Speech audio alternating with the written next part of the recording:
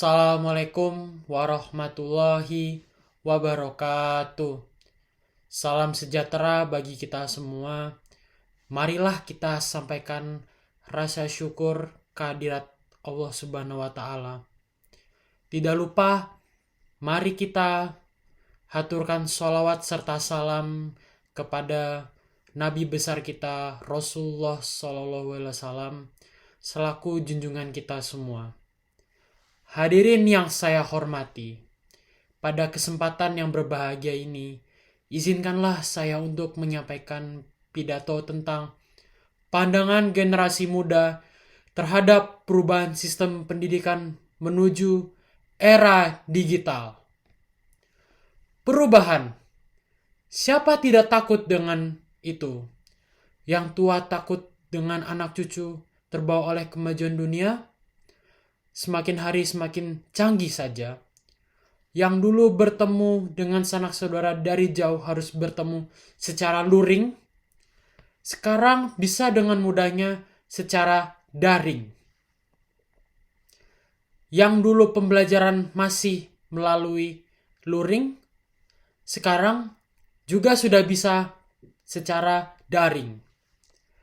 Tentu saja, perubahan digital saat ini tidak datang dengan sendiri, tetapi melalui sejarah manusia yang sangat panjang. Dari zaman batu, zaman besi, dari pabrik-pabrik yang muncul-muncul, komputer dari komputer, muncullah dunia digital. Perubahan merupakan suatu fakta sejarah yang absolut, tidak bisa ditawar, mau tak mau akan dirasakan oleh kita semua. Cepat atau lambat, tanpa terkecuali bangsa ini sendiri memiliki banyak pengalaman dengan perubahan. Mungkin saja tanpa perubahan, Indonesia tidak akan ada. Bahkan bangsa Indonesia tidak akan pernah ada. Bangsa ini selama ribuan tahun lamanya pasti mengalami perubahan, entah secara evolusioner atau revolusioner.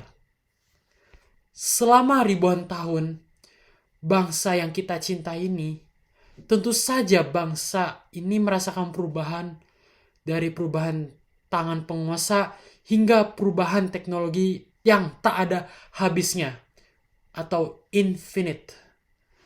Dan zaman Hindu kuno di mana bangsa kita diperkenalkan pertama kali dengan sistem kerajaan, hingga zaman Majapahit dengan armada yang masyhur menaklukkan seluruh Nusantara di bawah satu bendera. Tentu saja, semua hal tersebut tidak terjadi dengan sendirinya, tanpa sebab maupun akibat, melainkan berdasarkan atas perubahan dan alur keadaan bangsa. Tentu saja, kemasyhuran Majapahit tersebut tidak lepas dari cara pandang mereka terhadap perubahan.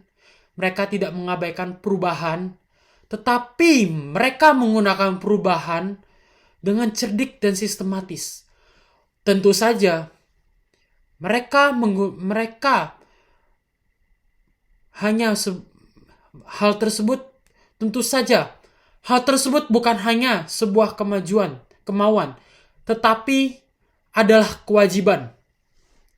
Perubahan terutama teknologi di era global ini merupakan suatu fakta. Ambil saja contoh kecil, teknologi AI atau yang biasa kita kenal artificial intelligence, seperti OpenAI yang sekarang marak dipakai oleh khalayak.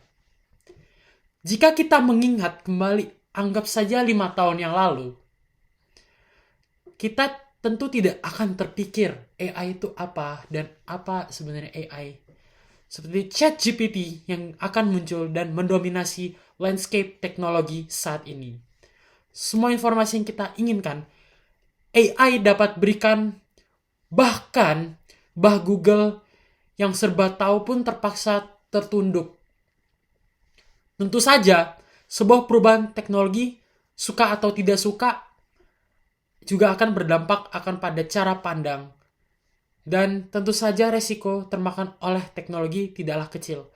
Aku yakin siswa sekian banyak pasti ada yang pernah sekali atau dua kali atau malah setiap ada tugas selalu berkonsultasi dengan teknologi, entah itu dengan Brainly, Photomath, Canva, Ruang Guru, Zenius, Roboguru.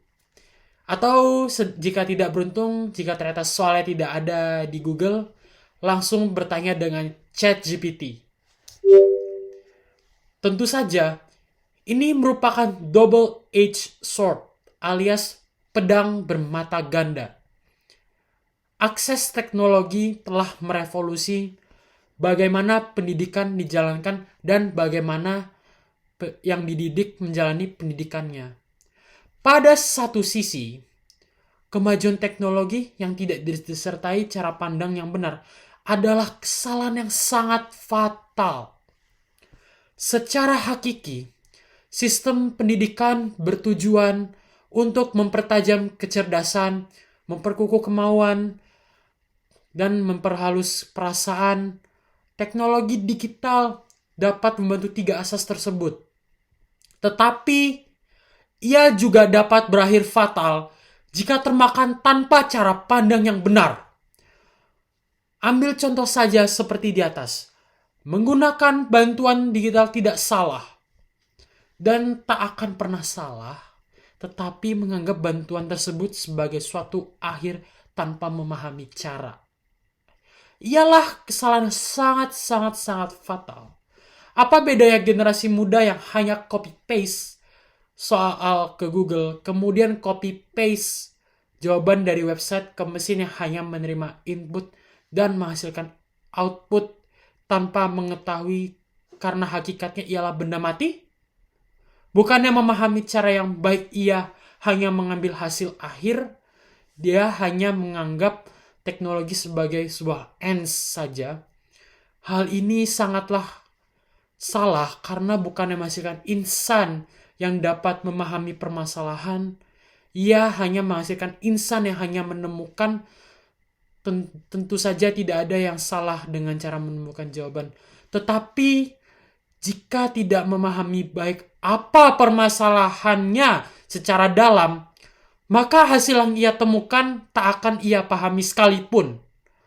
Ia hanya tahu kalau A itu dengan B, tanpa memahami kenapa A bisa berpasangan dengan B, siapa yang bisa berpasangan dengan A dan B, bagaimana A dan B, proses A dan B bisa bersatu.